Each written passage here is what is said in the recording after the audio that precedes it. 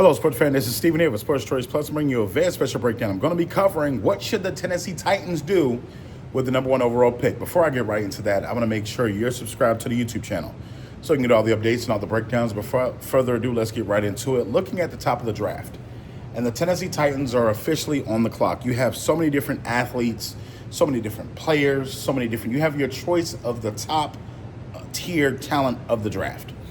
And you have a couple of different players. You have Abdul Carter, Penn State, rusher, edge rusher that essentially is physically gifted. You saw his talents on display for Penn State all season long.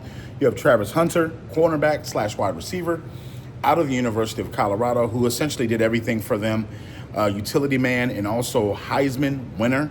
You have Cam Ward, quarterback for the University of Miami, that came out and shocked the world with a lot of his play. And you also have Shedeur Sanders. You have Shedeur Sanders, who's been talked up by many as one of the best quarterbacks in this draft, and very durable, tough kid. And in here, you got to look, if you're the Tennessee Titans, what does your team need the most? Well, besides the quarterback position, which we all think that they need, we don't know where they are on Will Levis right now.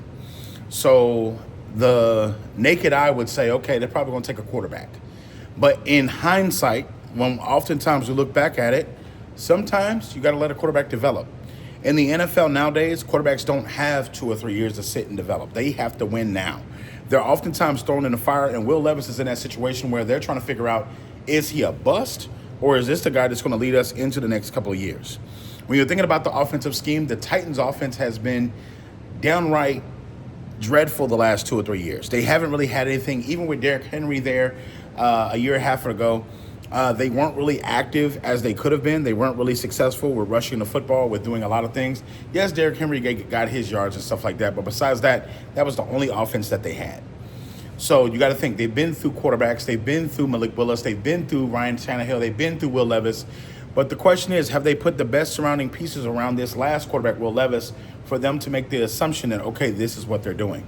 With Calvin Ridley, and you looked at the offseason where they did trade DeAndre Hopkins to the Chiefs, you ask yourself, did they have the best setup? Is the offensive pieces fit for Will Levis? Just some advice. If I'm the Titans, I don't take a quarterback in this draft. If I am the Tennessee Titans, I look at Carter, and I look at him being a defender that can also be like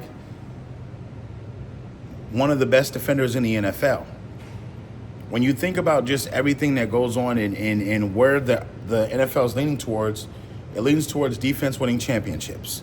There's only one team in the NFL that really carries their offense like that and where it leads to championships.